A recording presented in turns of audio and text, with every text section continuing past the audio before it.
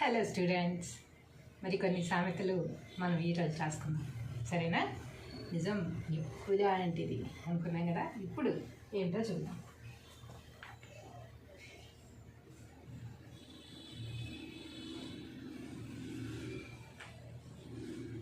సామెతలు.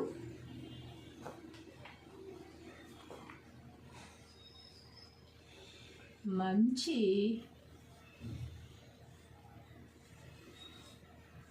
మైకులో చెప్పాలి,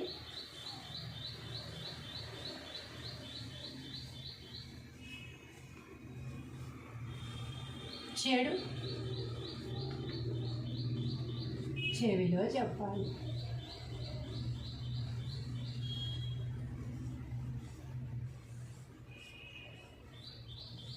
అంతే కదా, మంచి మైకులో చెప్పాలి. పలానా వ్యక్తి పలానా గొప్ప పని చేశారు అని అందరికీ వినపడేలాగా, అందరికీ తెలిసేలాగా చెప్పాలి. కానీ అదే చెడు విషయం వచ్చినప్పుడు పర్సనల్గా తీసుకెళ్ళి నువ్వు ఈ పని ఇలా చేసావు, ఇలా కాకుండా అలా చేసుంటే బాగుండేది అని రహస్యంగా చెప్పాలన్నమాట. ఏ విషయమైనా సరే 10 మందిలో మనం ఒకరిని మాట అన్నప్పుడు ఎలా అని 10 మందిలో నన్ను అనేసావు అని అంటారు కదా.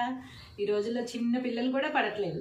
చిన్న పిల్లలు కూడా 10 మందిలో ఏదన్నా అంటే అదిగో నన్ను 10 మందిలో అనేసావు అని అంటారు. కాబట్టి పెద్దవాళ్ళు ఇంకెందుకు పడతారు? అందుకని ఏ విషయమైనా సరే మంచి మైకులో చెప్పాలి, చెడు చెవిలో చెప్పాలట. నెమ్మదిగా ఎవరు వినకుండా చెప్పాలన్నమాట. ఈ ఊరుకు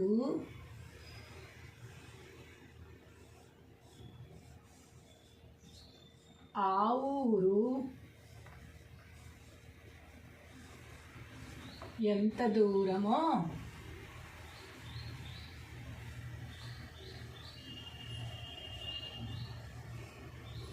ఆ ఊరుకు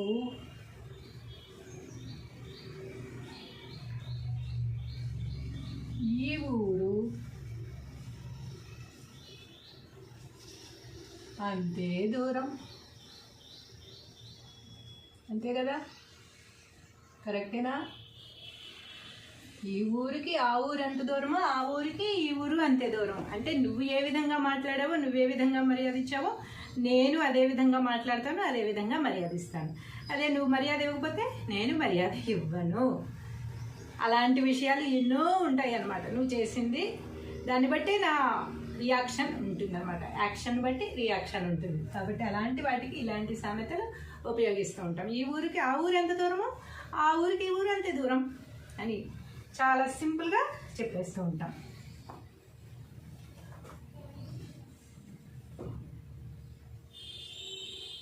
ముళ్ళును ముళ్ళుతోనే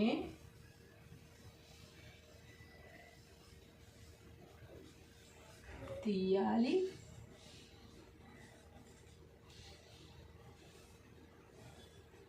వజ్రాన్ని వజ్రంతోనే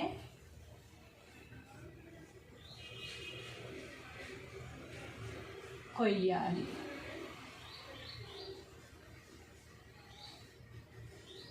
టిట్ ఫర్ టాట్ అనమాట. ముళ్ళుని ముళ్ళుతోనే తీయాలట, వజ్రాన్ని వజ్రంతోనే కొయ్యాలట. అంటే ఏంటి?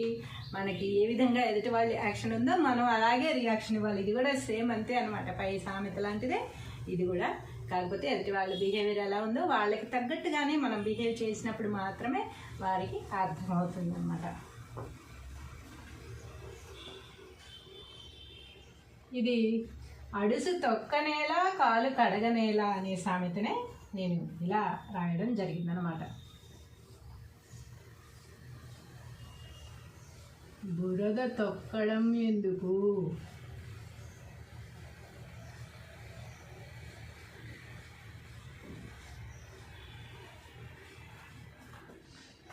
కాళ్ళు కడుక్కోవడం ఎందుకు?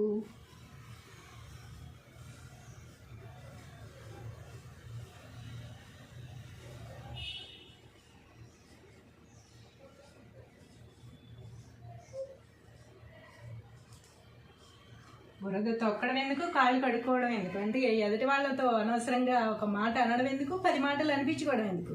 అంతే కదా. మనమే సైలెంట్గా ఉన్నాం అనుకోండి, మన దారిని మనం ఉన్నాం అనుకోండి, ఎవరితోనూ సంబంధం ఉండదు కదా, ఎవరిని ఏమి అనాల్సిన అవసరం లేదు, అనిపించుకోవాల్సిన అవసరం అంతకంటే లేదు కదా. కాబట్టి బురద తొక్కడం ఎందుకు, అవసరం వాళ్ళు వేస్ట్ అని తెలిసి కూడా అందులో అడుగు పెట్టడం ఎందుకు, వాళ్ళతో మాట్లాడడం ఎందుకు, మనం మళ్ళీ మాట పడడం ఎందుకు, బురద తొక్కడం ఎందుకు, కాళ్ళు కడుక్కోవడం ఎందుకు, పదే పదే పదే పదే కాళ్ళు కడుక్కుంటూ ఉండాలి తొక్కినప్పుడల్లా.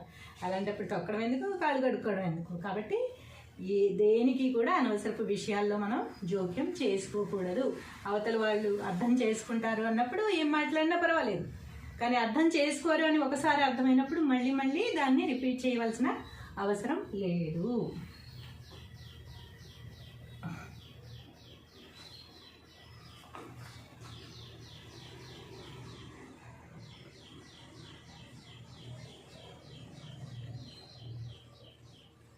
బురద మీద రాయి వేసిన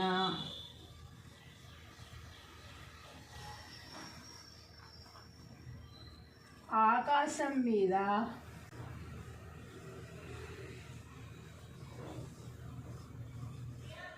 ఉమ్మేసిన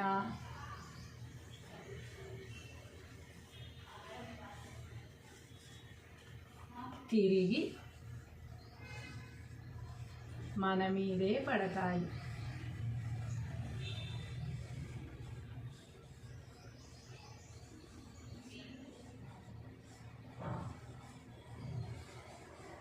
అంతే కదా. బురద మీద రాయేస్తే ఎవరి మీద చెందుతుంది, బురద మన మీదే చెందుతుంది. ఆకాశం మీద ఉమ్మేస్తే ఎవరి మీద పడుతుంది, తిరిగి మన మొహం మీదే పడుతుంది. కాబట్టి ఇలాంటి పనులు చేయకూడదన్నమాట. ఎదుటి వాళ్ళకి హింసించే పనులు ఏది కూడా మనకి చేయకూడదు, అది మళ్ళీ తిరిగి మనకే వస్తుంది అన్నమాట.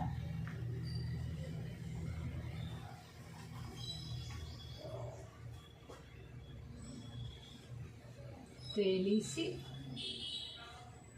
ముట్టుకున్న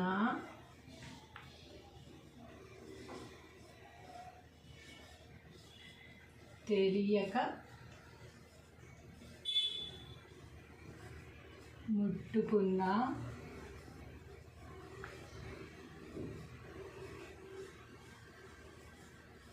నిప్పు నిప్పే.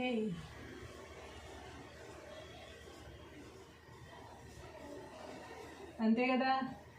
ఒక్కోసారి బూడిదలో దాక్కుని ఉంటుంది నిప్పు, పైన తెల్లగానే ఉంది కదా అని మనం వేలు పెట్టుకుని చుర్రమని అంటుకుంటుంది, అవునా. కాబట్టి తెలిసి ముట్టుకున్నా తెలియక ముట్టుకున్నా నిప్పు నిప్పే. కాల్చడం అనేది దాని స్వభావం, అంతే కదా. పాపం తెలియక ముట్టుకున్నాడు కదా మనం కాల్చొద్దులే అనుకుంటుందా? నిప్పు అనేది కాలుతుంది, తెలిసి ముట్టుకున్నా కాలుతుంది, తెలియక ముట్టుకున్నా కాలుతుంది. కాబట్టి అవతల వాళ్ళు బిహేవియర్ మంచిది కాదు, వాళ్ళు మాట్లాడతారు ఇష్టమైనట్టు, లేకపోతే వాళ్ళు గొడవ పెట్టుకోవడానికి రెడీగా ఉంటారు అన్నప్పుడు మన జాగ్రత్త మనం పడాలి. అది తెలిసి కూడా మనం వాళ్ళతో మాట్లాడితే అది మన తప్పు అవుతుంది అన్నమాట.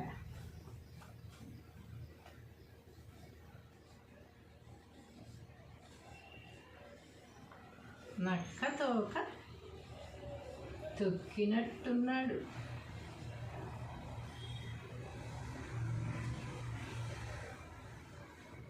నక్క తోక తొక్కినట్టున్నారా అనుకుంటూ ఉంటాం మనం. ఎవరిని?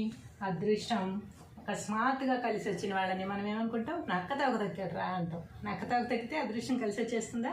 అలా రాదనమాట. ఎవరైనా సరే కష్టపడితేనే, కాస్త లక్కు మనకుంటేనే అదృష్టం అనేది కలిసి వస్తుంది. కానీ పూర్తిగా అదృష్టం మీద ఆధారపడి మనం దుప్పటి కప్పుకొని పడుకుంటే అదృష్టం మన తలుపు తట్టదు. మనం దానికి తగ్గ కృషి చేస్తే దానికి ఫలితం అనేది ఎప్పటికైనా లభిస్తుంది. నక్క తోక తొక్కడం, కుక్కలు తోకటి తొక్కడం, కుక్కని కొడితే రావడం అవేవి ఉండవు అనమాట. ఇదిగో డబ్బుదేముంది,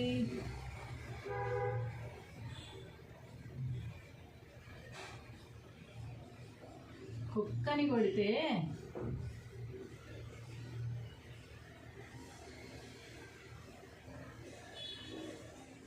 రాలుతాయి. అలా రాలేటట్టయితే అసలు ఒక కుక్కన్నా మనకి రోడ్డు మీద కనిపిస్తుందా? అన్ని కుక్కల్ని పాటికి చంపి పడేసేవాళ్ళు కదా. బంగారు బాతులాగా చంపేస్తారు కదా. డబ్బుదే ఉంది, కుక్కను కొడితే రాలుతాయి అని ఈజీగా చెప్పేస్తుంటారు. కుక్కను కొడితే డబ్బులు ఎందుకు రాలుతాయి? రాలవు కదా. కష్టపడాలి, సంపాదించుకోవాలి. ఇంకొకటి, నక్కని నమ్మితే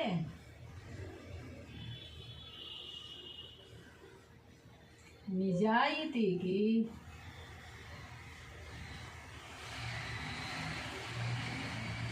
నామం పెట్టిందట.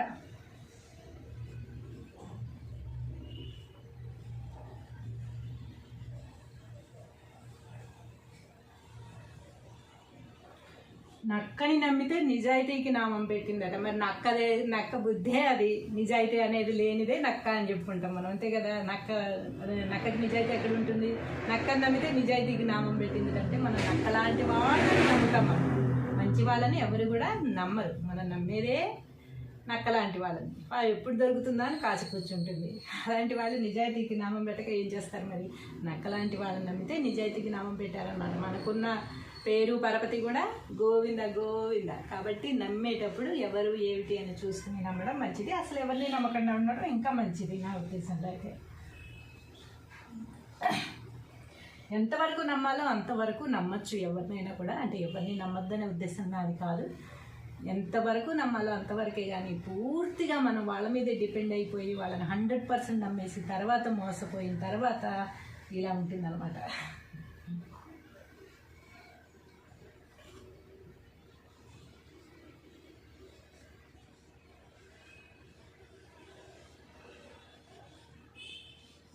అమ్మ దీవెన ఆకాశమంతా, దేవుడి దీవెన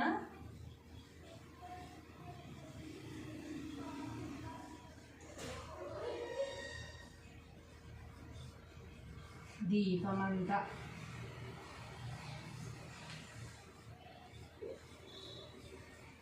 అమ్మ దీవెన ఎంత ఉంటుంది? ఆకాశం అంతా. ఆకాశానికి హద్దులు లేవు కదా, ఎంత ఉంటుందో మనం కొలవలేం కదా.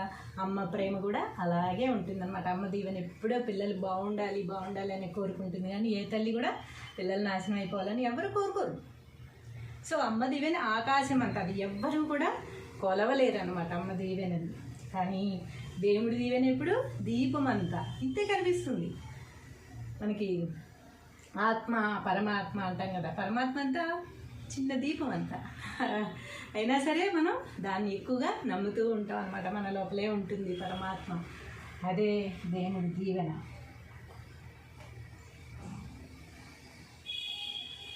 దీపం ఉండగానే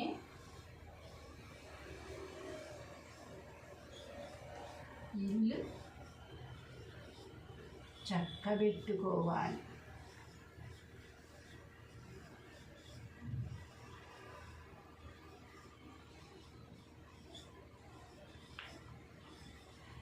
దీపం ఉండగానే ఇల్లు చక్కబెట్టుకోవాలి. దీపం పోయిన తర్వాత కరెంట్ పోయిన తర్వాత కరెంట్ పోయింది అని ఇప్పుడంటే సెల్ ఫోన్ లైట్స్ వచ్చేయాలి, కానీ బ్యాటరీలు ఎప్పుడో రాసిన సామెతలు కదా.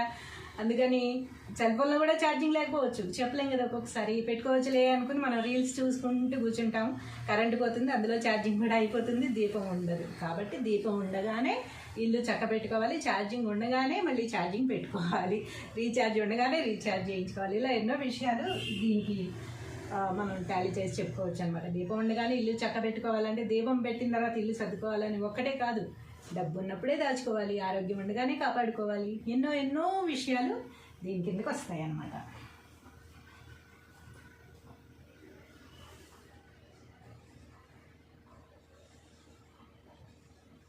అతిగా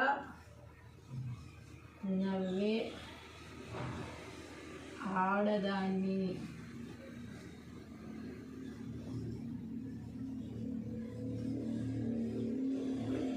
అతిగా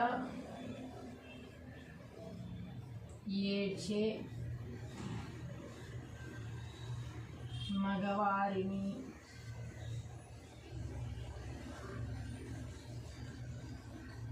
నమ్మకూడదు అని ఇది సామెత మాత్రమే. నేను నా ఉద్దేశం రాశాను అనుకోకండి మీరు. సామెత ఉంది, అందరికీ తెలిసిన సామెత ఇది. అతిగా నవ్వే ఆడదాన్ని అతిగా ఏడ్చే మగాడిని నమ్మకూడదు అని అంటారు. అది కూడా నేను మర్యాదపూర్వకంగా రాసి ఆడవాళ్ళని మగవారిని అని కూడా రాశాను. అంటే లేడీస్ ఎప్పుడు కూడా సింపుల్గా ఉంటూ, సింపుల్గా మాట్లాడుతూ, సింపుల్గా స్మైల్ ఇస్తూ ఉండాలి తప్ప ఊరికే ప్రతిదానికి అవసరం లేకపోయినా నవ్వుతూ ఉంటే వాళ్ళ వెనక ఏదో కుట్ర ఉంది అని అనుకుంటారనమాట చూసేవాళ్ళు. అంటే నిజంగా ఉంటుందని కాదు, ఉందని అనుకుంటారు కాబట్టి నమ్మకూడదు అంటారు. ఏడ్చే మగవాడిని అంటే ఎక్కువగా సామాన్యంగా మగవాళ్ళు ఏడవరు. ఫస్ట్ నుంచి తరతరాలుగా వచ్చిన మగవాళ్ళు ఏడవకూడదు అని. వాళ్ళకి ఎంత కష్టం వచ్చినా సరే, ఎంత బాధ వచ్చినా సరే, మరి బాత్రూంలో ఏమైనా ఏడుస్తారేమో తెలియదు కానీ మనసులోనే పెట్టుకుని అలాగే పైకి గంభీరంగా ఉంటారనమాట. అలా కాకుండా ప్రతిసారి ఏడుస్తున్నారు అనుకోండి, కొంతమంది మగవాళ్ళు ప్రతిసారి ఏ చిన్న విషయానికి కూడా పెద్ద అయిన తర్వాత, చిన్నపిల్లప్పుడు ఎవరైనా ఏడుస్తారు, ప్రతిసారి ఏడుస్తుంటే ఆ ఏడుపుని నమ్మశక్యంగా ఉండదు అన్నమాట. అందుకని వచ్చిన సామెత ఇది. అతిగా నవ్వే ఆడవాళ్ళని, అతిగా ఏడ్చే మగవాళ్ళని కూడా నమ్మకూడదు. రెండు నమ్మశక్యం కాకుండా ఉంటాయి. నమ్మలేము. అలా ఏడుస్తారంటే నమ్మలేము అనమాట. అలా ఉంటుందని ఈ సామెత మాత్రమే, ఇది నా ఉద్దేశం కాదు.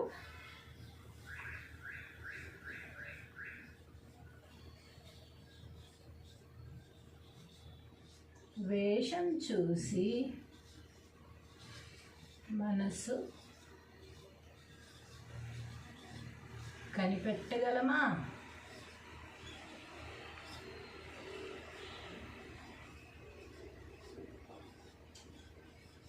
వేషం చూసి మనసు కనిపెట్టగలమా? కొంతమంది ఉంటారు క్రూరంగా పెద్ద పెద్ద మీసాలు పెంచుకుని నల్ల వైట్గా లోవుగా అలా ఉంటారు. వాళ్ళని చూడగానే మన గుండె జల్లుమంటుంది.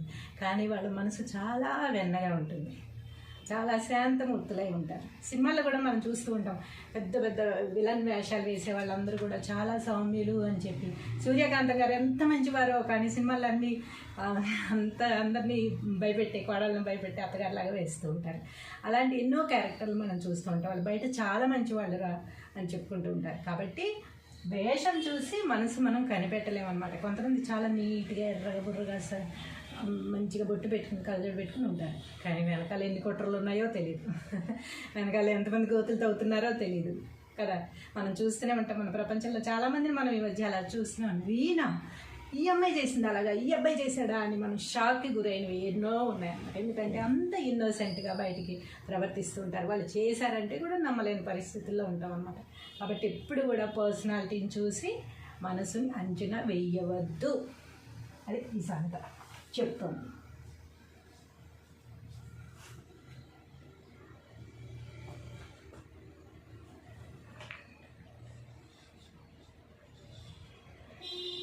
తల్లికి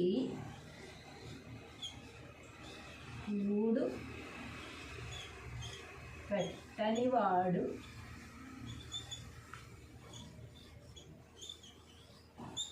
తగుదునమ్మా అని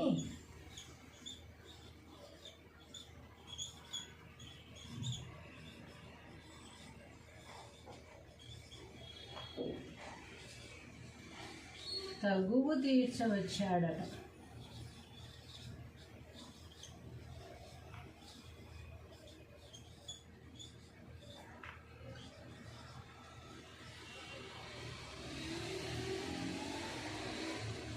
అందుకే ఈ మధ్య ఎవరన్నా ఏదైనా చెప్తుంటే కింద కామెంట్స్ కూడా ఏం పెడుతున్నారు, ముందు నీ ఇంట్లో చెప్పుకో, ఈజీగా పెట్టేస్తున్నారు ఇంట్లో కింద కామెంట్స్ కదా. ఎందుకు అలా పెడుతున్నారు? ఇలాంటి వాళ్ళు ఉండబట్టే. తల్లికి కూడి పెట్టని వాడు తగుదునమ్మా అని తగువు తీర్చడానికి వచ్చాడట. ఏంట్రా మీ అమ్మని అలా చూస్తున్నావు, ఇలా చూస్తున్నావు, తప్పు కదా, అది ఇదని మాట్లాడతారనమాట. తీరా చూస్తే వాళ్ళ ఇంట్లో వాళ్ళ అమ్మకు వాళ్ళు అన్నం పెట్టరు. అలాంటి వాళ్ళందరూ బయట వచ్చి నీతులు చెప్తూ ఉంటారు, పెద్ద పెద్ద మాటలు మాట్లాడుతూ ఉంటారు, అందరికీ తగు తీర్చడానికి రెడీ అయిపోతూ ఉంటారనమాట. అలాంటప్పుడే ఈ సామెతలు వస్తాయి. తల్లికి కూడి పెట్టని వాడు తగుదునమ్మా అని తగు తీర్చడానికి వచ్చేవాళ్ళట. తల్లికే కూడి పెట్టినాడు, నువ్వు ఎదుటి వాళ్ళు తగు తీర్చడానికి, ఎదుటి వాళ్ళ కష్టాలు తీరుస్తానని చెప్పడానికి నీకు అర్హత ఎక్కడుంది? మొట్టమొదటిగా చూసుకోవాల్సింది ఎవరిని? నిన్ను 9 మాసాలు మోసి కని పెంచిన తల్లిని కదా. ఆ తల్లినే నువ్వు పట్టించుకొని వాడివి. ఊళ్ళో వాళ్ళ తగాదాలు ఎలా తీరుస్తావు? ఊళ్ళో వాళ్ళ కష్ట సుఖాలు ఎలా వింటావు నువ్వు? ఊళ్ళో వాళ్ళ కష్ట సుఖాలు వినేసి తగు తెచ్చడానికి వచ్చాడట మహానుభావుడు ఎవరో. అలాంటి వాళ్ళని తలుచుకునే సామెత అన్నమాట ఇది. హలో స్టూడెంట్స్, మరి కొన్ని సామెతలు మనం ఈరోజు రాసుకున్నాం, సరేనా? నిజం ఎప్పుడు లాంటిది అనుకున్నాం కదా, ఇప్పుడు ఏంటో చూద్దాం.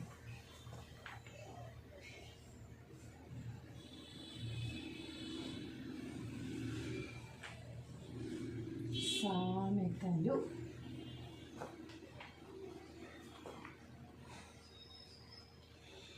మంచి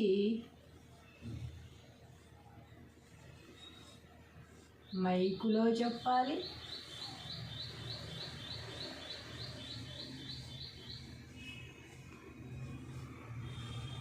చెడు చెవిలో చెప్పాలి.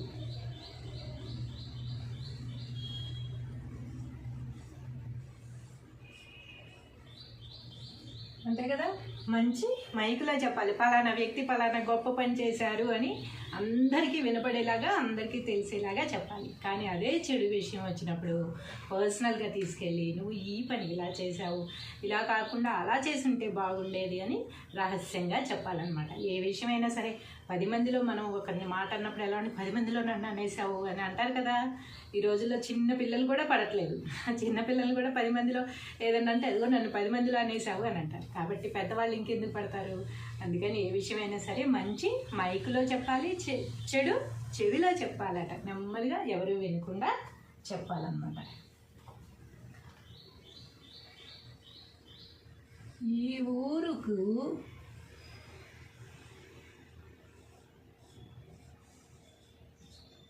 ఆ ఊరు ఎంత దూరమో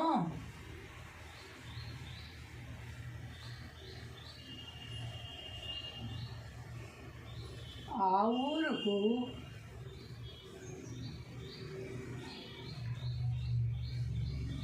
ఈ ఊరు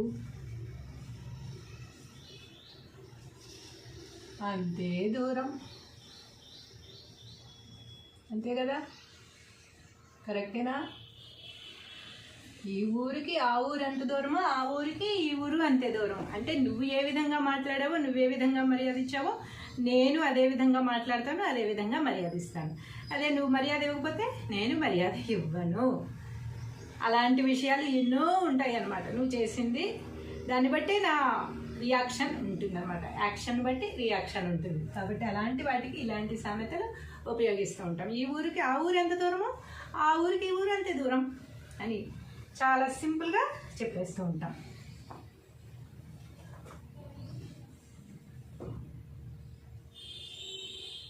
ముల్లును ముల్లుతోనే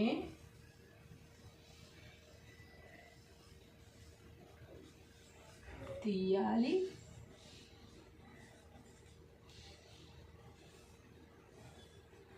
వజ్రాన్ని వజ్రంతోనే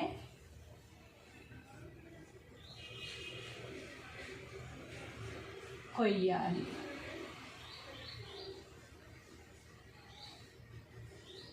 టిట్ ఫర్ టాట్ అనమాట. ముల్లుని ముల్లుతోనే తీయాలట, వజ్రాన్ని వజ్రంతోనే కొయ్యాలట. అంటే ఏంటి, మనకి ఏ విధంగా ఎదుటి వాళ్ళ యాక్షన్ ఉందో మనం అలాగే రియాక్షన్ ఇవ్వాలి. ఇది కూడా సేమ్ అంతే అనమాట. పై సామెత లాంటిదే ఇది కూడా. కాకపోతే ఎదుటి వాళ్ళ బిహేవియర్ ఎలా ఉందో వాళ్ళకి తగ్గట్టుగానే మనం బిహేవ్ చేసినప్పుడు మాత్రమే వారికి అర్థమవుతుంది అన్నమాట.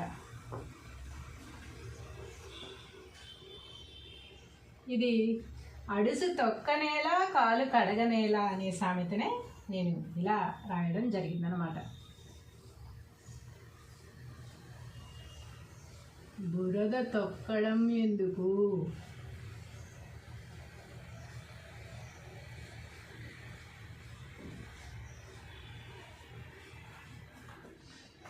కాళ్ళు కడుక్కోవడం ఎందుకు,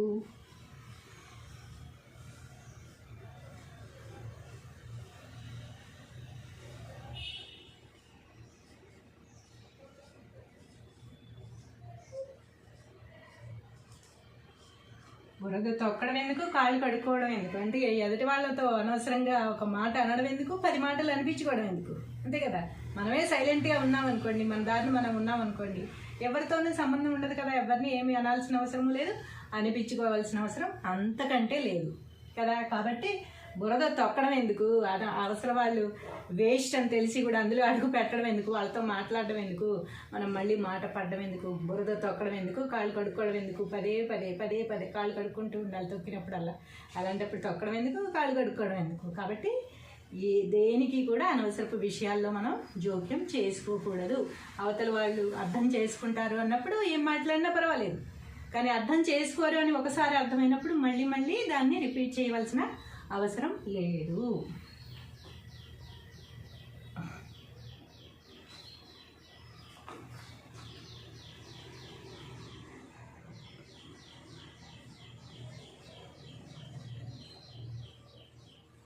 బురద మీద రాయి వేసిన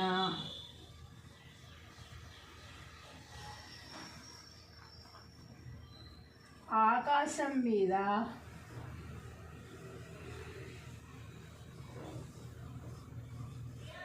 ఉమ్మేసిన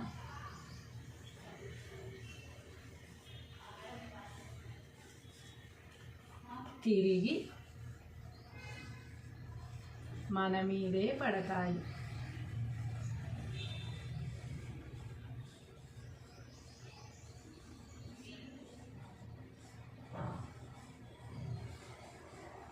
కదా. బురద మీద రాయేస్తే ఎవరి మీద చెందుతుంది? బురద మన మీదే చెందుతుంది. ఆకాశం మీద ఉమ్మేస్తే ఎవరి మీద పడుతుంది? తిరిగి మన మొహం మీదే పడుతుంది. కాబట్టి ఇలాంటి పనులు చేయకూడదు అనమాట. ఎదుటి వాళ్ళకి హింసించే పనులు ఏది కూడా మనకి చేయకూడదు. అది మళ్ళీ తిరిగి మనకే వస్తుంది అనమాట.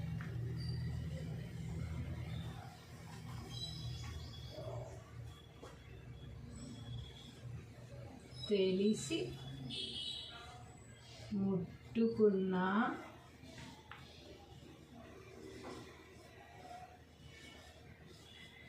తెలియక ముట్టుకున్నా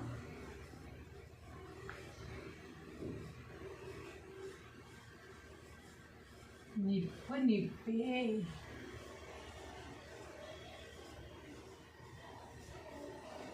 అంతే కదా. ఒక్కోసారి బూడిదలో దాక్కుని ఉంటుంది నిప్పు. పైన తెల్లగానే ఉంది కదా అని మనం వేలు పెట్టుకుని చుర్రమని అంటుకుంటుంది. అవునా? కాబట్టి తెలిసి ముట్టుకున్నా తెలియక ముట్టుకున్నా నిప్పు నిప్పే. కాల్చడం అనేది దాని స్వభావం. అంతే కదా. పాపం తెలియక ముట్టుకున్నాడు కదా మనం కాల్చొద్దులే అనుకుంటుందా? నిప్పు అనేది కాలుతుంది. తెలిసి ముట్టుకున్నా కాలుతుంది, తెలియక ముట్టుకున్నా కాలుతుంది. కాబట్టి అవతల వాళ్ళు బిహేవియర్ మంచిది కాదు, వాళ్ళు మాట్లాడతారు ఇష్టమైనట్టు, లేకపోతే వాళ్ళు గొడవ పెట్టుకోవడానికి రెడీగా ఉంటారు అన్నప్పుడు మనం మన జాగ్రత్త మనం పడాలి. అది తెలిసి కూడా మనం వాళ్ళతో మాట్లాడితే అది మన తప్పు అవుతుంది అన్నమాట.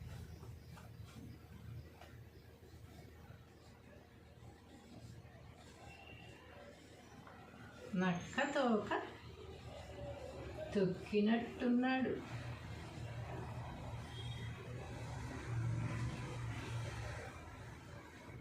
నక్కతోక తొక్కినట్టున్నారా అనుకుంటూ ఉంటాం మనం. ఎవరిని? అదృష్టం అకస్మాత్తుగా కలిసి వచ్చిన వాళ్ళని మనం ఏమనుకుంటాం? నక్కతోక తొక్కాడురా అంటాం. నక్కతోక తొక్కితే అదృష్టం కలిసి వచ్చేస్తుందా?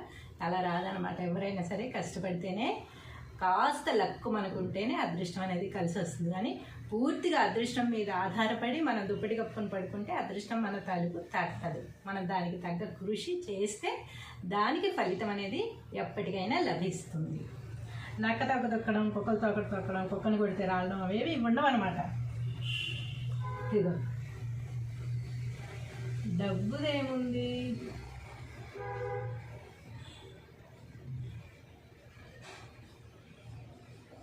కుక్కని కొడితే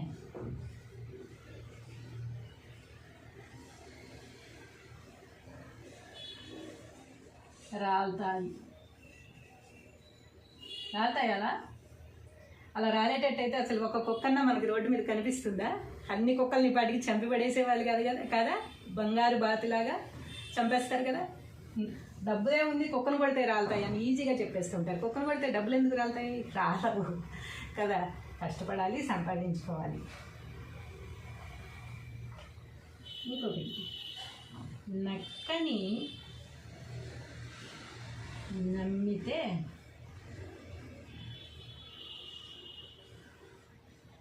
నిజాయితీకి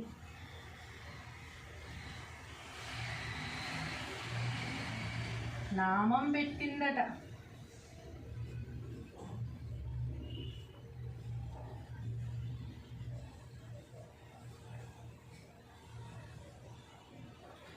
నక్కని నమ్మితే నిజాయితీకి నామం పెట్టిందట. మరి నక్క బుద్ధే అది. నిజాయితీ అనేది లేనిదే నక్క అని చెప్పుకుంటాం మనం. అంతే కదా. నక్కకి నిజాయితీ ఎక్కడ ఉంటుంది?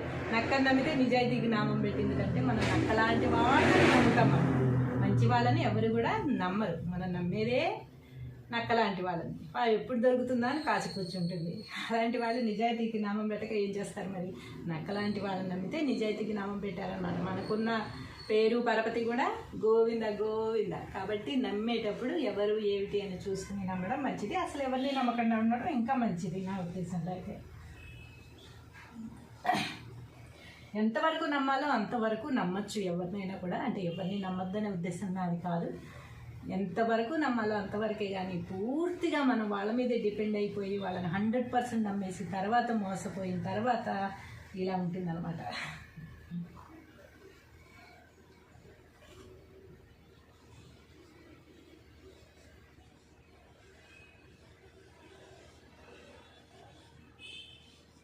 అమ్మ దీవెన ఆకాశమంతా, దేవుడి దీవెన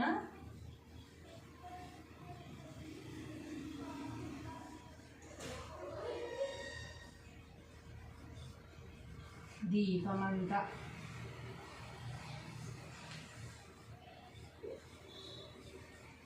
అమ్మ దీవెన ఎంత ఉంటుంది? ఆకాశం అంతా. ఆకాశానికి హద్దులు లేవు కదా, ఎంత ఉంటుందో మనం కొలవలేం కదా.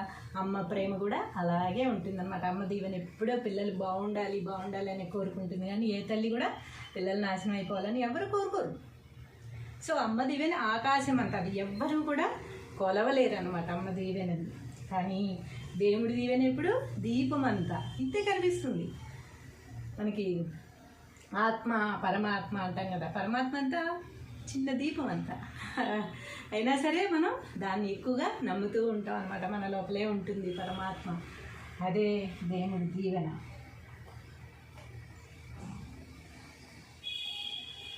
దీపం ఉండగానే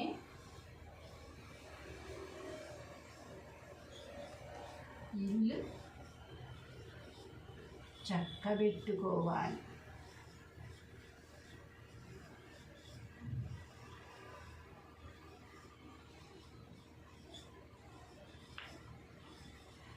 దీపం ఉండగానే ఇల్లు చక్కబెట్టుకోవాలి. దీపం పోయిన తర్వాత కరెంట్ పోయిన తర్వాత కరెంట్ పోయింది అని. ఇప్పుడంటే సెల్ ఫోన్ లైట్స్ వచ్చేయాలి, కానీ బ్యాటరీలు ఎప్పుడో రాసిన సామెతలు కదా. అందుకని సెల్ ఫోన్లో కూడా ఛార్జింగ్ లేకపోవచ్చు, చెప్పలేం కదా. ఒక్కొక్కసారి పెట్టుకోవచ్చులే అనుకుని మనం రీల్స్ చూసుకుంటూ కూర్చుంటాం, కరెంట్ పోతుంది, అందులో ఛార్జింగ్ కూడా అయిపోతుంది, దీపం ఉండదు. కాబట్టి దీపం ఉండగానే ఇల్లు చక్కబెట్టుకోవాలి. ఛార్జింగ్ ఉండగానే మళ్ళీ ఛార్జింగ్ పెట్టుకోవాలి. రీఛార్జ్ ఉండగానే రీఛార్జ్ చేయించుకోవాలి. ఇలా ఎన్నో విషయాలు దీనికి మనం టాలీ చేసి చెప్పుకోవచ్చు అనమాట. దీపం ఉండగానే ఇల్లు చక్కబెట్టుకోవాలంటే దీపం పెట్టిన తర్వాత ఇల్లు సర్దుకోవాలని ఒక్కటే కాదు, డబ్బు ఉన్నప్పుడే దాచుకోవాలి, ఆరోగ్యం ఉండగానే కాపాడుకోవాలి. ఎన్నో ఎన్నో విషయాలు దీని కిందకి వస్తాయి అన్నమాట.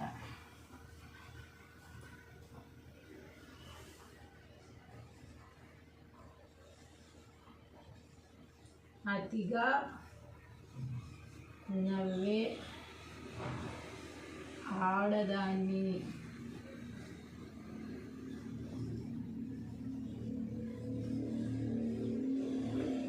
అతిగా ఏడ్చే మగవారిని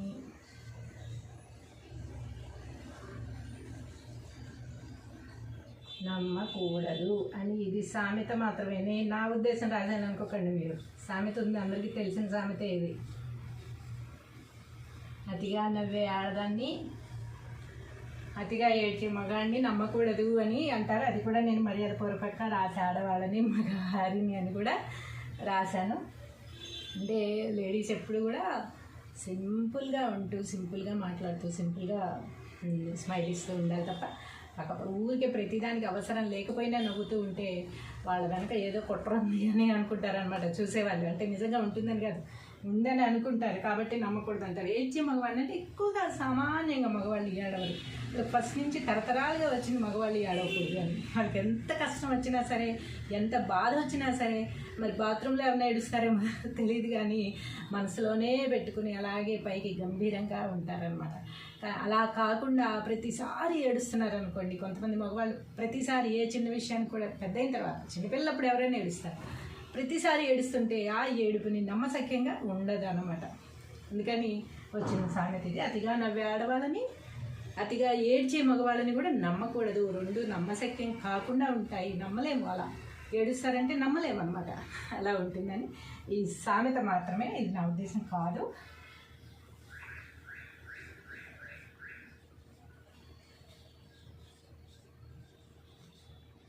వేషం చూసి మనసు కనిపెట్టగలమా?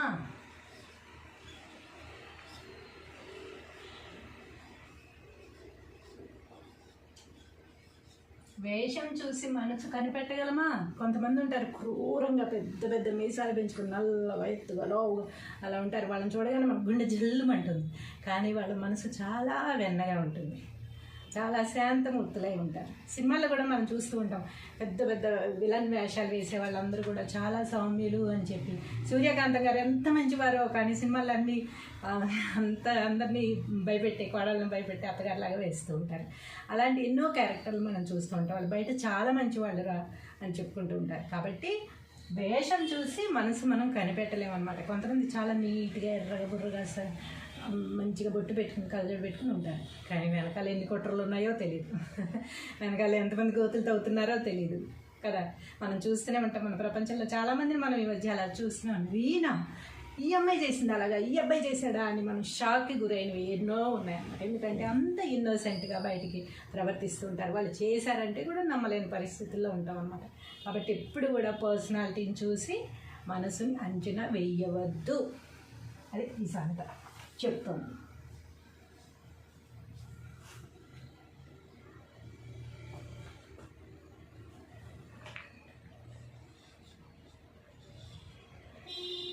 తల్లికి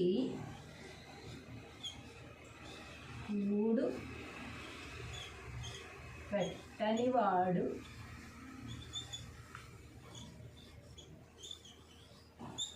తగుదునమ్మా అని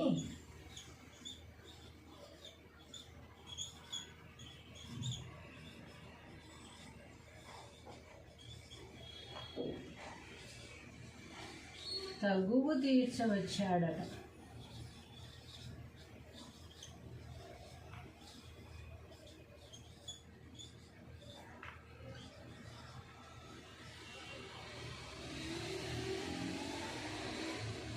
అందుకే ఈ మధ్య ఎవరైనా ఏదైనా చెప్తుంటే కింద కామెంట్స్ కూడా ఏం పెడుతున్నారు, ముందు నీ ఇంట్లో చెప్పుకో, ఈజీగా పెట్టేస్తున్నారు ఇంట్లో కింద కామెంట్స్ కదా.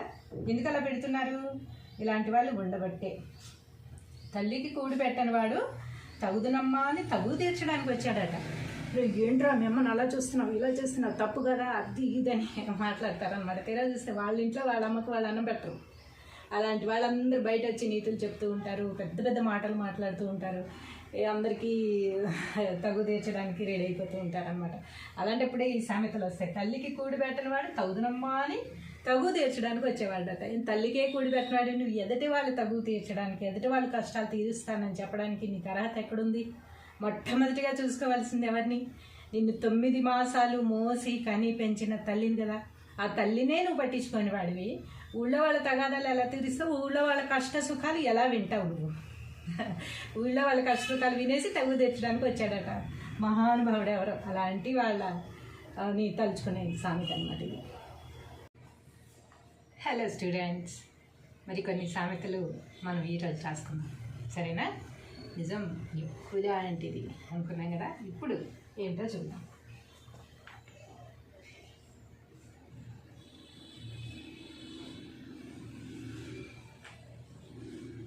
సామెతలు.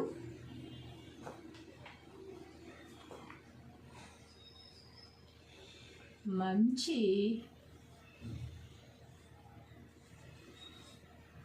మైకులో చెప్పాలి,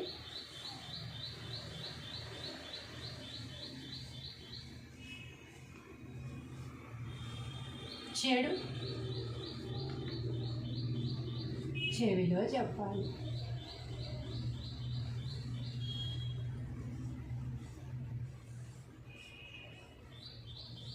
అంతే కదా. మంచి మైకులో చెప్పాలి, పలానా వ్యక్తి పలానా గొప్ప పని చేశారు అని అందరికీ వినపడేలాగా, అందరికీ తెలిసేలాగా చెప్పాలి. కానీ అదే చెడు విషయం వచ్చినప్పుడు పర్సనల్గా తీసుకెళ్ళి నువ్వు ఈ పని ఇలా చేసావు, ఇలా కాకుండా అలా చేసుంటే బాగుండేది అని రహస్యంగా చెప్పాలన్నమాట. ఏ విషయమైనా సరే 10 మందిలో మనం ఒకరిని మాట అన్నప్పుడు ఎలా ఉండి 10 మందిలో నన్ను అనేసావు అని అంటారు కదా. ఈ రోజుల్లో చిన్న పిల్లలు కూడా పడట్లేదు. చిన్న పిల్లలు కూడా 10 మందిలో ఏదన్నా అంటే అదిగో నన్ను 10 మందిలో అనేసావు అని అంటారు. కాబట్టి పెద్దవాళ్ళు ఇంకెందుకు పడతారు?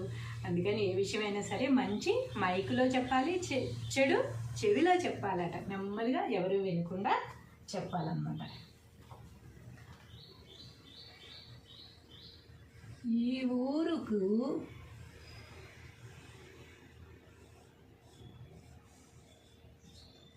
ఆ ఊరు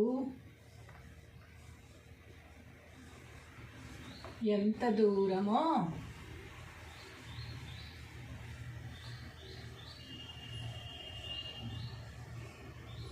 ఆ ఊరుకు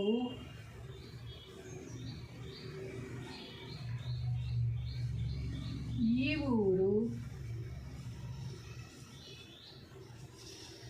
అంతే దూరం.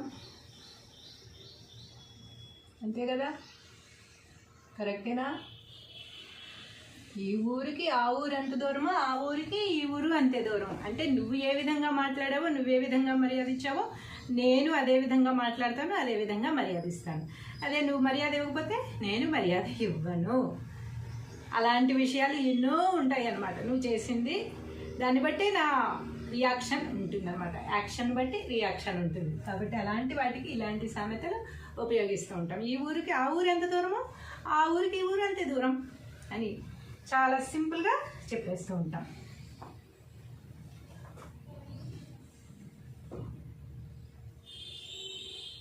ముల్లును ముల్లుతోనే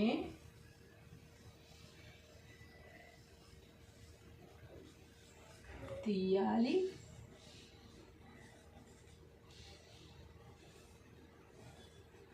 వజ్రాన్ని వజ్రంతోనే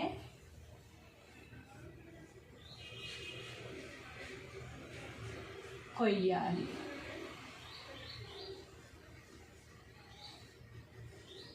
టిట్ ఫర్ టాట్ అనమాట. ముల్లుని ముల్లుతోనే తీయాలట, వజ్రాన్ని వజ్రంతోనే కొయ్యాలట. అంటే ఏంటి, మనకి ఏ విధంగా ఎదుటి వాళ్ళ యాక్షన్ ఉందో మనం అలాగే రియాక్షన్ ఇవ్వాలి. ఇది కూడా సేమ్ అంతే అనమాట. పై సామెత లాంటిదే ఇది కూడా. కాకపోతే ఎదుటి వాళ్ళ బిహేవియర్ ఎలా ఉందో వాళ్ళకి తగ్గట్టుగానే మనం బిహేవ్ చేసినప్పుడు మాత్రమే వారికి అర్థమవుతుంది అన్నమాట. ఇది అడుసు తొక్కనేలా కాలు కడగనేలా అనే సామెతనే నేను ఇలా రాయడం జరిగిందనమాట. బురద తొక్కడం ఎందుకు,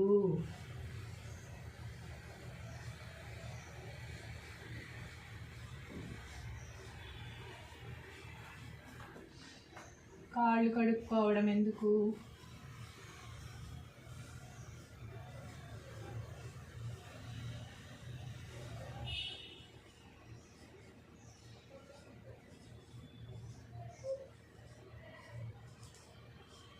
బురద తొక్కడం ఎందుకు, కాళ్ళు కడుక్కోవడం ఎందుకు, అంటే ఎదుటి వాళ్ళతో అనవసరంగా ఒక మాట అనడం ఎందుకు, 10 మాటలు అనిపించుకోవడం ఎందుకు. అంతే కదా.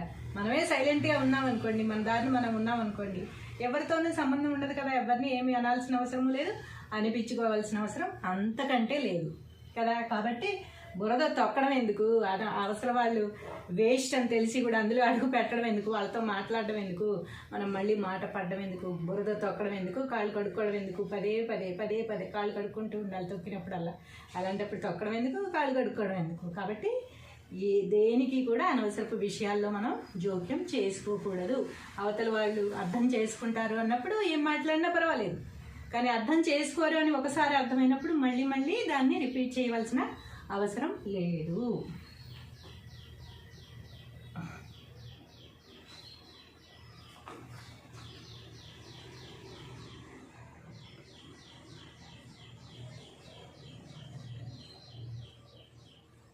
బురద మీద రాయి వేసిన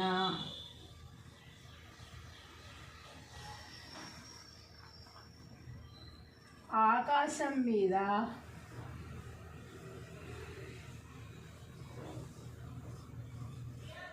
ఉమ్మేసిన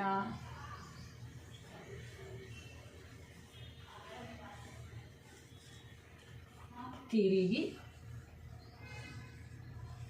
మన మీదే పడతాయి.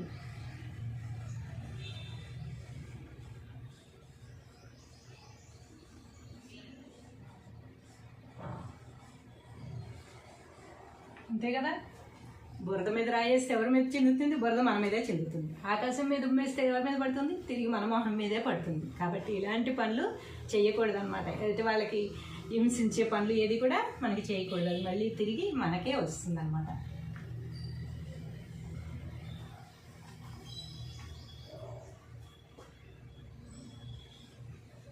తెలిసి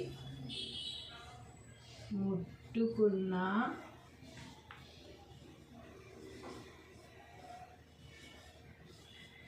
తెలియక ముట్టుకున్నా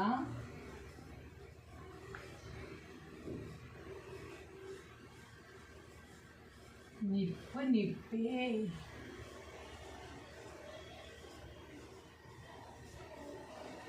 అంతే కదా. ఒక్కోసారి బూడిదలో దాక్కుని ఉంటుంది నిప్పు, పైన తెల్లగానే ఉంది కదా అని మనం వేలు పెట్టుకుని చుర్రమని అంటుకుంటుంది, అవునా. కాబట్టి తెలిసి ముట్టుకున్నా తెలియక ముట్టుకున్నా నిప్పు నిప్పే. కాల్చడం అనేది దాని స్వభావం, అంతే కదా. పాపం తెలియక ముట్టుకున్నాడు కదా మనం కాల్చొద్దులే అనుకుంటుందా? నిప్పు అనేది కాలుతుంది. తెలిసి ముట్టుకున్నా కాలుతుంది, తెలియక ముట్టుకున్నా కాలుతుంది. కాబట్టి అవతల వాళ్ళు బిహేవియర్ మంచిది కాదు, వాళ్ళు మాట్లాడతారు ఇష్టమైనట్టు, లేకపోతే వాళ్ళు గొడవ పెట్టుకోవడానికి రెడీగా ఉంటారు అన్నప్పుడు మన జాగ్రత్త మనం పడాలి. అది తెలిసి కూడా మనం వాళ్ళతో మాట్లాడితే అది మన తప్పు అవుతుంది అనమాట.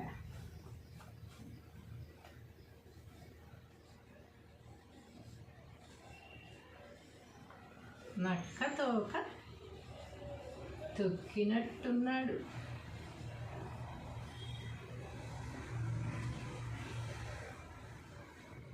నక్కతోక తొక్కినట్టున్నారా అనుకుంటూ ఉంటాం మనం. ఎవరిని? అదృష్టం అకస్మాత్తుగా కలిసి వచ్చిన వాళ్ళని మనం ఏమనుకుంటాం? నక్కతోక తొక్కాడురా అంటాం. నక్కతోక తొక్కితే అదృష్టం కలిసి వచ్చేస్తుందా? అలా రాదనమాట. ఎవరైనా సరే కష్టపడితేనే, కాస్త లక్కు మనకుంటేనే అదృష్టం అనేది కలిసి వస్తుంది. కానీ పూర్తిగా అదృష్టం మీద ఆధారపడి మనం దుప్పటి కప్పుకొని పడుకుంటే అదృష్టం మన తలుపు తట్టదు. మనం దానికి తగ్గ కృషి చేస్తే దానికి ఫలితం అనేది ఎప్పటికైనా లభిస్తుంది. నక్కతోక తొక్కడం, కుక్కలతో ఒకటి తొక్కడం, కుక్కని కొడితే రావడం అవేవి ఉండవన్నమాట. ఇదిగో డబ్బుదేముంది,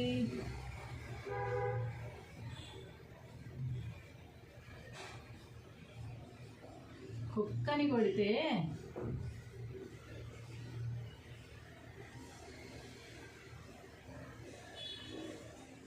రాలుతాయి. అలా రాలేటట్టయితే అసలు ఒక కుక్కన్నా మనకి రోడ్డు మీద కనిపిస్తుందా? అన్ని కుక్కల్ని పాటికి చంపి పడేసేవాళ్ళు కదా. బంగారు బాతులాగా చంపేస్తారు కదా. డబ్బులే ఉంది, కుక్కను కొడితే రాలుతాయి అని ఈజీగా చెప్పేస్తుంటారు. కుక్కను కొడితే డబ్బులు ఎందుకు రాలుతాయి? రాలవు కదా. కష్టపడాలి, సంపాదించుకోవాలి. ఇంకొకటి, నక్కని నమ్మితే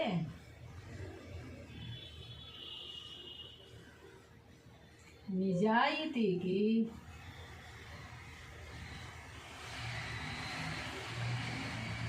నామం పెట్టిందట.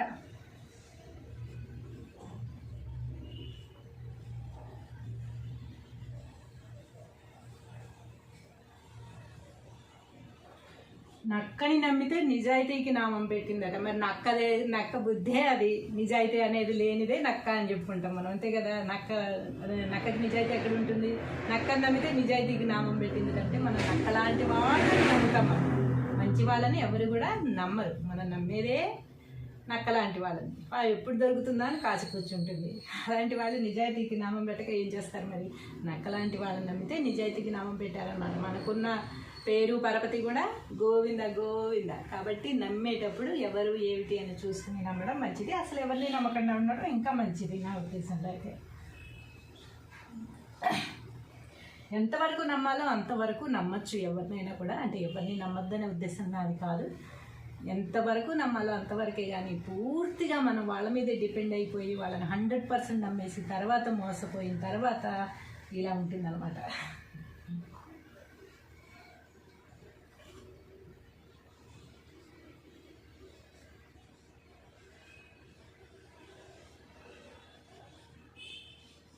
అమ్మ దీవెన ఆకాశమంతా. దేవుడి దీవెన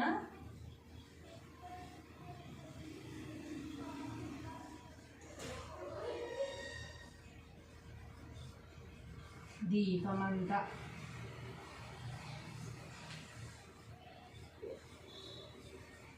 అమ్మ దీవెన ఎంత ఉంటుంది? ఆకాశం అంత. ఆకాశానికి హద్దులు లేవు కదా, ఎంత ఉంటుందో మనం కొలవలేం కదా.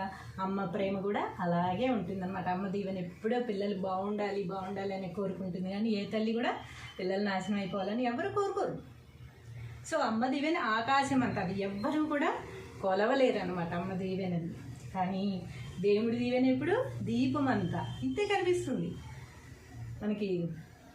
ఆత్మ పరమాత్మ అంటాం కదా, పరమాత్మ అంతా చిన్న దీపం అంతా. అయినా సరే మనం దాన్ని ఎక్కువగా నమ్ముతూ ఉంటాం అన్నమాట. మన లోపలే ఉంటుంది పరమాత్మ, అదే దేవుడి దీవెన.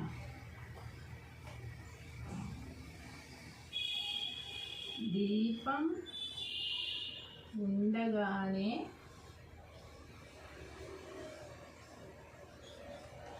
ఇల్లు చక్కబెట్టుకోవాలి.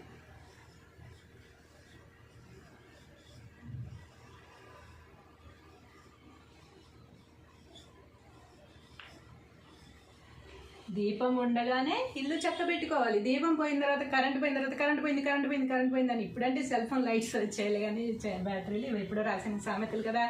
అందుకని సెల్ ఫోన్లో కూడా ఛార్జింగ్ లేకపోవచ్చు, చెప్పలేం కదా. ఒక్కొక్కసారి పెట్టుకోవచ్చులే అనుకుని మనం రీల్స్ చూసుకుంటూ కూర్చుంటాం, కరెంట్ పోతుంది, అందులో ఛార్జింగ్ కూడా అయిపోతుంది, దీపం ఉండదు. కాబట్టి దీపం ఉండగానే ఇల్లు చక్కబెట్టుకోవాలి, ఛార్జింగ్ ఉండగానే మళ్ళీ ఛార్జింగ్ పెట్టుకోవాలి, రీఛార్జ్ ఉండగానే రీఛార్జ్ చేయించుకోవాలి. ఇలా ఎన్నో విషయాలు దీనికి మనం టాలీ చేసి చెప్పుకోవచ్చు అనమాట. దీపం ఉండగానే ఇల్లు చక్కబెట్టుకోవాలంటే దీపం పెట్టిన తర్వాత ఇల్లు సర్దుకోవాలని ఒక్కటే కాదు, డబ్బు ఉన్నప్పుడే దాచుకోవాలి, ఆరోగ్యం ఉండగానే కాపాడుకోవాలి, ఎన్నో ఎన్నో విషయాలు దీని కిందకి వస్తాయి అన్నమాట.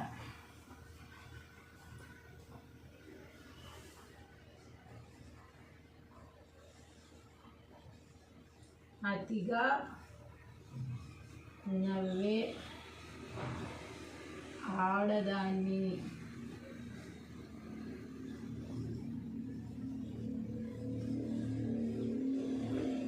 అతిగా ఏడ్చే మగవారిని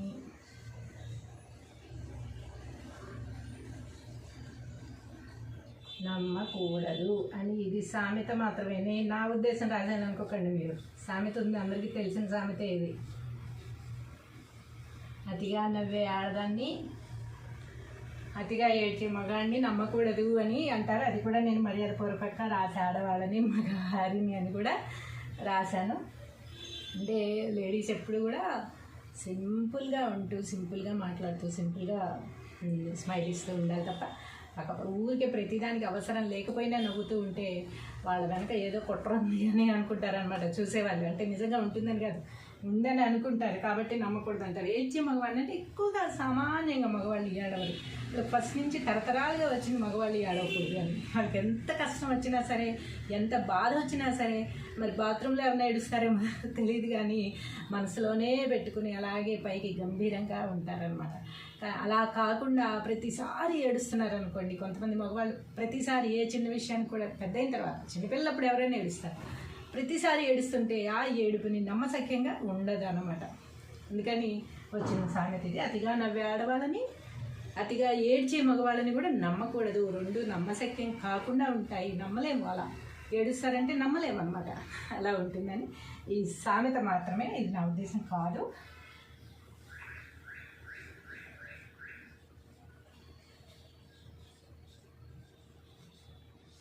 వేషం చూసి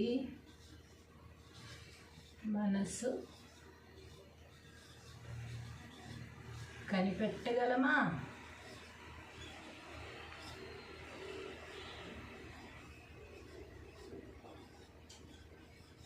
వేషం చూసి మనసు కనిపెట్టగలమా? కొంతమంది ఉంటారు క్రూరంగా పెద్ద పెద్ద మీసాలు పెంచుకుని నల్ల వైట్గా లోవుగా అలా ఉంటారు. వాళ్ళని చూడగానే మన గుండె జల్లుమంటుంది, కానీ వాళ్ళ మనసు చాలా వెన్నగా ఉంటుంది.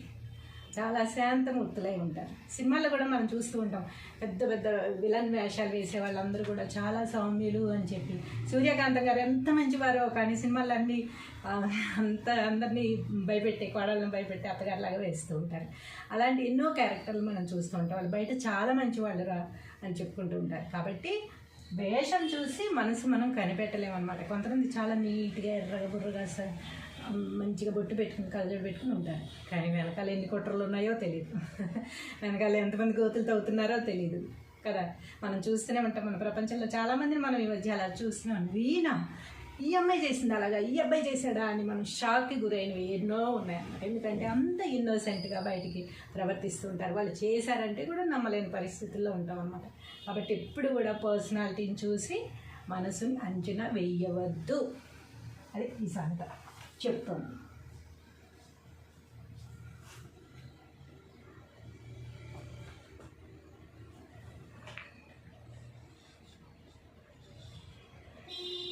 తల్లికి 3 పెట్టనివాడు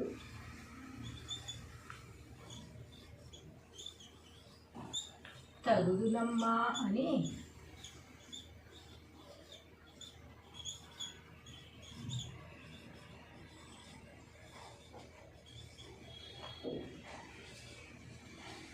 తగువు తీర్చవచ్చాడట.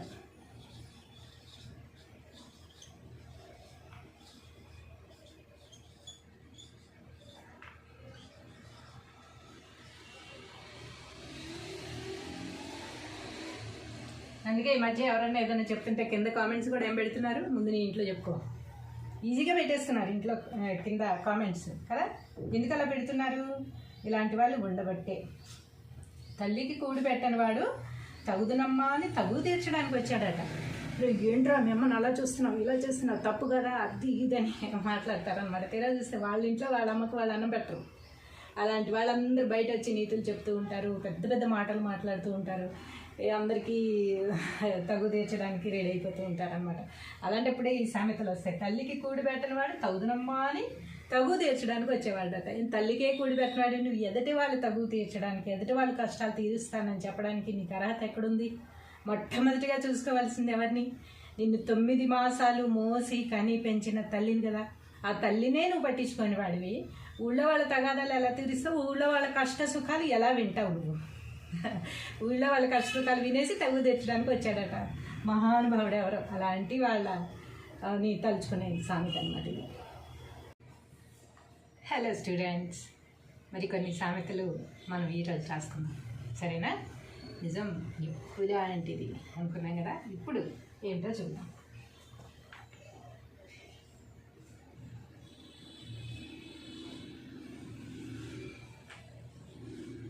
సామెతలు.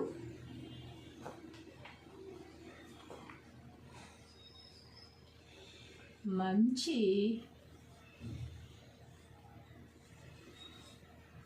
మైకులో చెప్పాలి,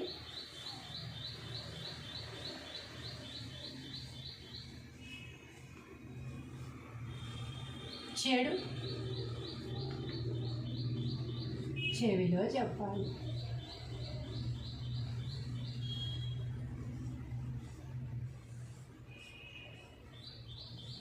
అంతే కదా.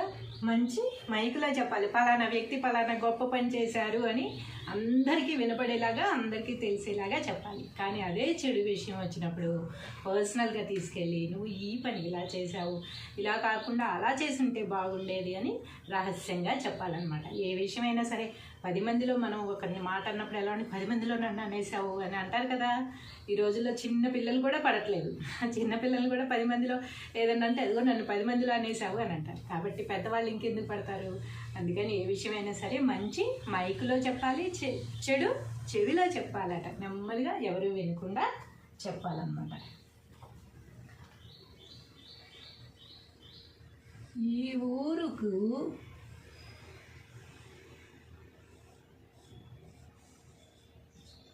ఆ ఊరు ఎంత దూరమో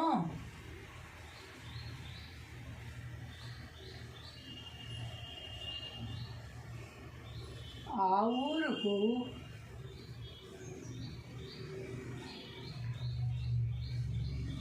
ఈ ఊరు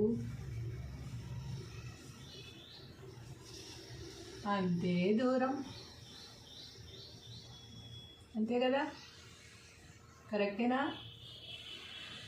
ఈ ఊరికి ఆ ఊరు ఎంత దూరమో ఆ ఊరికి ఈ ఊరు అంతే దూరం. అంటే నువ్వు ఏ విధంగా మాట్లాడావో, నువ్వు ఏ విధంగా మర్యాద ఇచ్చావో నేను అదే విధంగా మాట్లాడతాను, అదే విధంగా మర్యాద ఇస్తాను. అదే నువ్వు మర్యాద ఇవ్వకపోతే నేను మర్యాద ఇవ్వను. అలాంటి విషయాలు ఎన్నో ఉంటాయి అన్నమాట. నువ్వు చేసింది దాన్ని బట్టి నా రియాక్షన్ ఉంటుంది అనమాట. యాక్షన్ బట్టి రియాక్షన్ ఉంటుంది. కాబట్టి అలాంటి వాటికి ఇలాంటి సామెతలు ఉపయోగిస్తూ ఉంటాం. ఈ ఊరికి ఆ ఊరు ఎంత దూరమో ఆ ఊరికి ఈ ఊరు అంతే దూరం అని చాలా సింపుల్గా చెప్పేస్తూ ఉంటాం.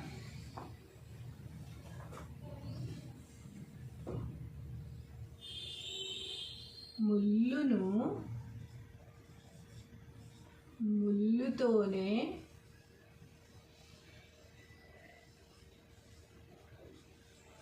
తీయాలి,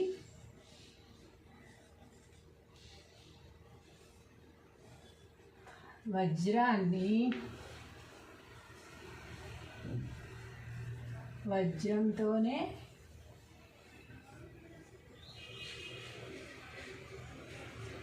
కొయ్యాలి.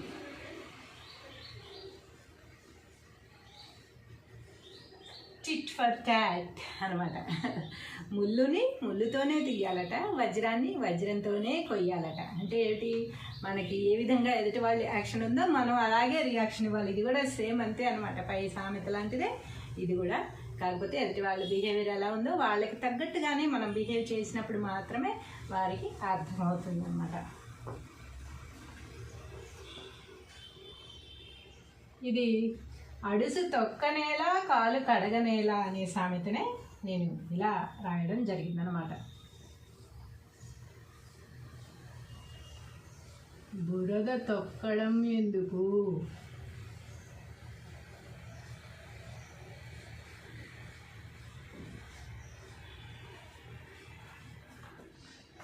కాళ్ళు కడుక్కోవడం ఎందుకు?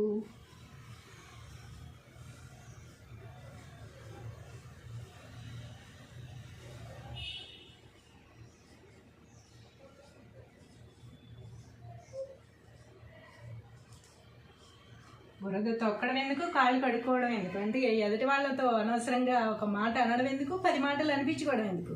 అంతే కదా.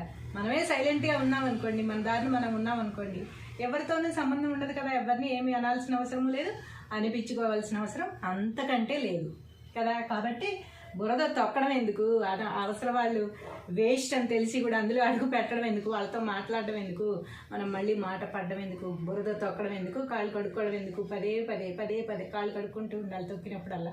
అలాంటప్పుడు తొక్కడం ఎందుకు, కాళ్ళు కడుక్కోవడం ఎందుకు? కాబట్టి దేనికి కూడా అనవసరపు విషయాల్లో మనం జోక్యం చేసుకోకూడదు. అవతల వాళ్ళు అర్థం చేసుకుంటారు అన్నప్పుడు ఏం మాట్లాడినా పర్వాలేదు. కానీ అర్థం చేసుకోరు అని ఒకసారి అర్థమైనప్పుడు మళ్ళీ మళ్ళీ దాన్ని రిపీట్ చేయవలసిన అవసరం లేదు.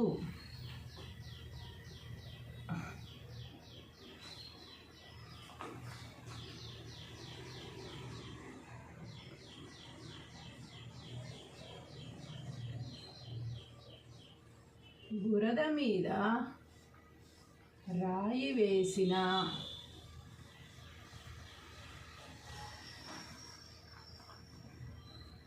ఆకాశం మీద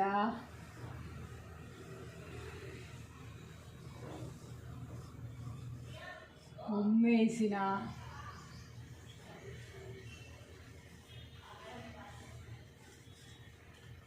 తిరిగి మన మీదే పడతాయి.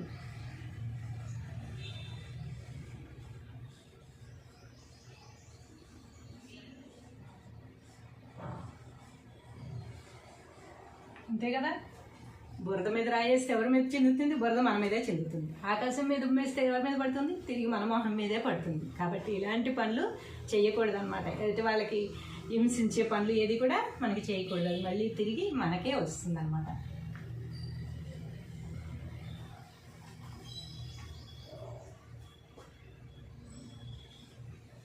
తెలిసి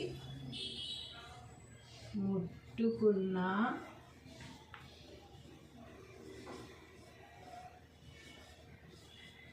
తెలియక ముట్టుకున్నా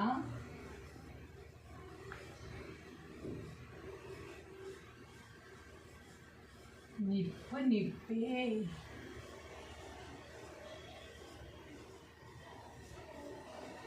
అంతే కదా. ఒక్కోసారి బూడిదలో దాక్కుని ఉంటుంది నిప్పు, పైన తెల్లగానే ఉంది కదా అని మనం వేలు పెట్టుకుని చుర్రమని అంటుకుంటుంది, అవునా?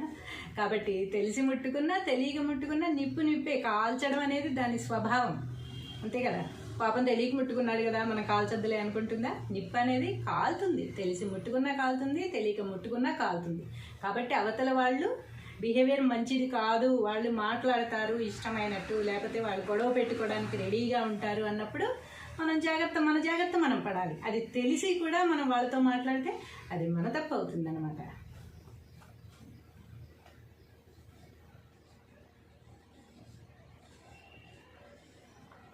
నక్క తోక తొక్కినట్టున్నాడు.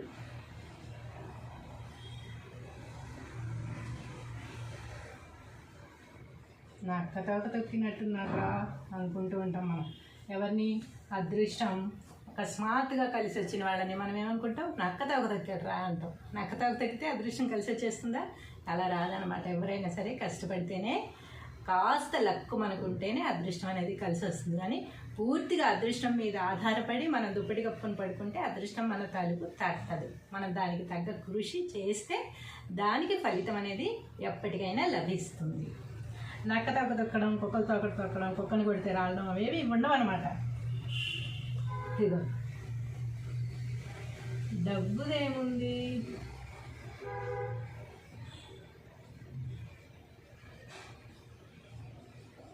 కుక్కని కొడితే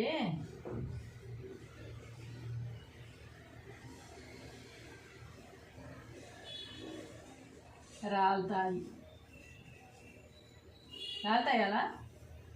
అలా రాలేటట్టయితే అసలు ఒక కుక్కన్నా మనకి రోడ్డు మీద కనిపిస్తుందా? అన్ని కుక్కల్ని పాటికి చంపి పడేసేవాళ్ళు కదా. బంగారు బాతులాగా చంపేస్తారు కదా. డబ్బులే ఉంది, కుక్కను కొడితే రాలుతాయి అని ఈజీగా చెప్పేస్తుంటారు. కుక్కను కొడితే డబ్బులు ఎందుకు రాలుతాయి? రాలవు కదా. కష్టపడాలి, సంపాదించుకోవాలి. ఇంకొకటి, నక్కని నమ్మితే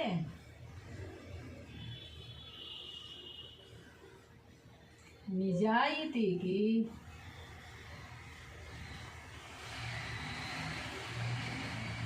నామం పెట్టిందట.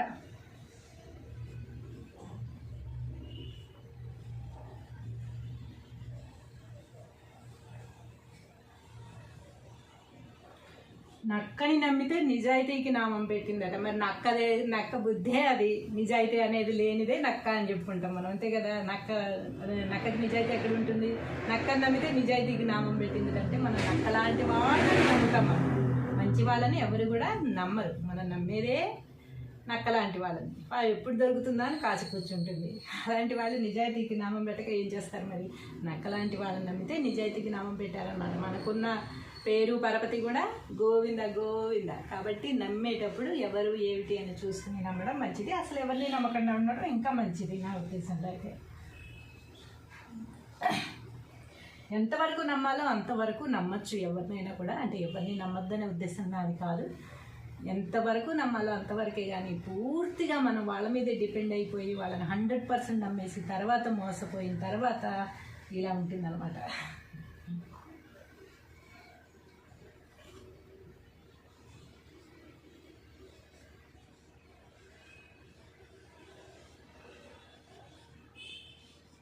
అమ్మ దీవెన ఆకాశమంతా, దేవుడి దీవెన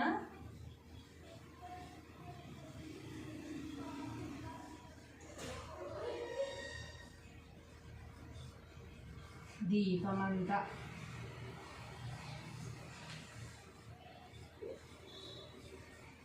అమ్మ దీవెన ఎంత ఉంటుంది?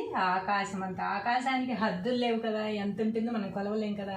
అమ్మ ప్రేమ కూడా అలాగే ఉంటుంది అనమాట. అమ్మ దీవెన ఎప్పుడో పిల్లలు బాగుండాలి బాగుండాలి అని కోరుకుంటుంది. కానీ ఏ తల్లి కూడా పిల్లలు నాశనం అయిపోవాలని ఎవరు కోరుకోరు. సో అమ్మ దీవెన ఆకాశం అంత, అది ఎవ్వరూ కూడా కొలవలేరు అనమాట అమ్మ దీవెనది. కానీ దేవుడి దీవెన ఎప్పుడు దీపం అంతా ఇంతే కనిపిస్తుంది మనకి. ఆత్మ పరమాత్మ అంటాం కదా, పరమాత్మ అంతా చిన్న దీపం అంతా. అయినా సరే మనం దాన్ని ఎక్కువగా నమ్ముతూ ఉంటాం అనమాట. మన లోపలే ఉంటుంది పరమాత్మ, అదే దేవుడి దీవెన.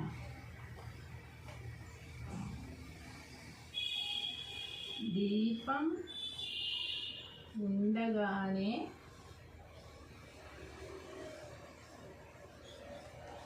ఇల్లు చక్కబెట్టుకోవాలి.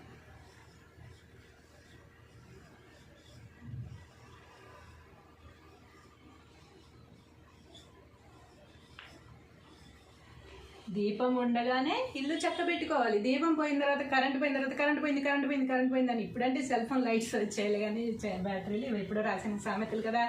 అందుకని సెల్ ఫోన్లో కూడా ఛార్జింగ్ లేకపోవచ్చు, చెప్పలేం కదా. ఒక్కొక్కసారి పెట్టుకోవచ్చులే అనుకుని మనం రీల్స్ చూసుకుంటూ కూర్చుంటాం, కరెంట్ పోతుంది, అందులో ఛార్జింగ్ కూడా అయిపోతుంది, దీపం ఉండదు. కాబట్టి దీపం ఉండగానే ఇల్లు చక్క పెట్టుకోవాలి, ఛార్జింగ్ ఉండగానే మళ్ళీ ఛార్జింగ్ పెట్టుకోవాలి, రీఛార్జ్ ఉండగానే రీఛార్జ్ చేయించుకోవాలి. ఇలా ఎన్నో విషయాలు దీనికి మనం టాలీ చేసి చెప్పుకోవచ్చు అనమాట. దీపం ఉండగానే ఇల్లు చక్క పెట్టుకోవాలంటే దీపం పెట్టిన తర్వాత ఇల్లు సర్దుకోవాలని ఒక్కటే కాదు, డబ్బు ఉన్నప్పుడే దాచుకోవాలి, ఆరోగ్యం ఉండగానే కాపాడుకోవాలి, ఎన్నో విషయాలు దీని కిందకి వస్తాయి అన్నమాట.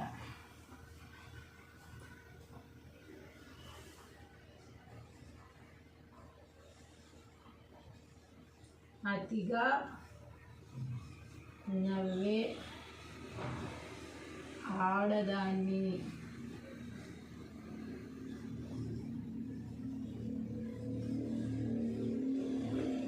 అతిగా ఏడ్చే మగవారిని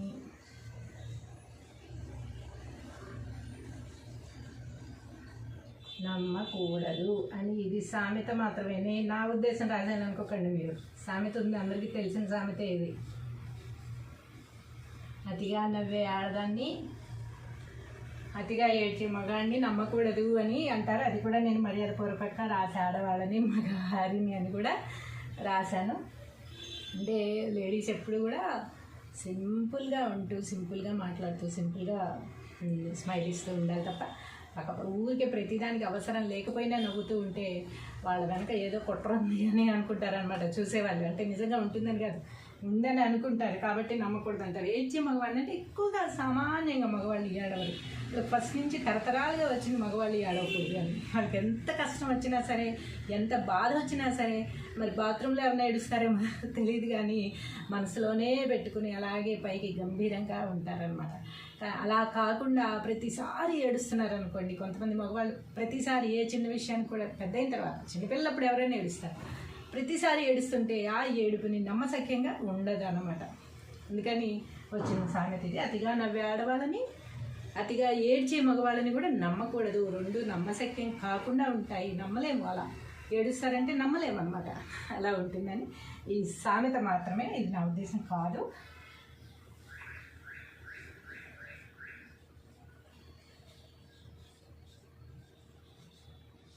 వేషం చూసి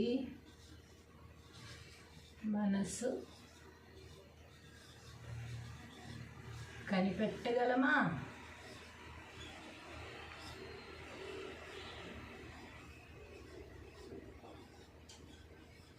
వేషం చూసి మనసు కనిపెట్టగలమా?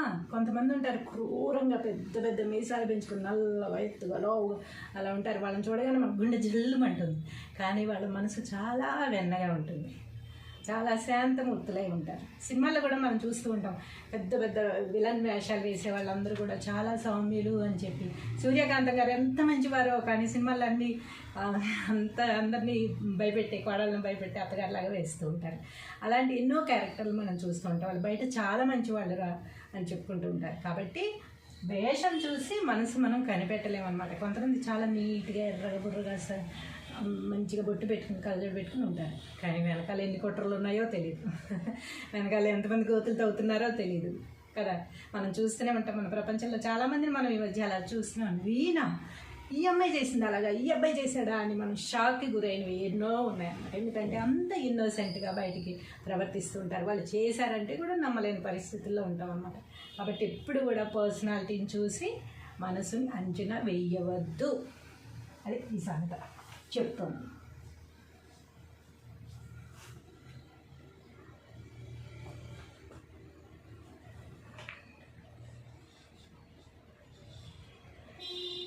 తల్లికి కూడు పెట్టనివాడు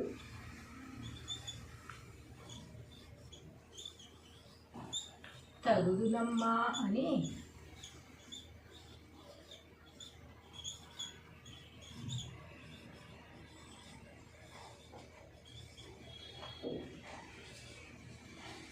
తగువు తీర్చవచ్చాడట.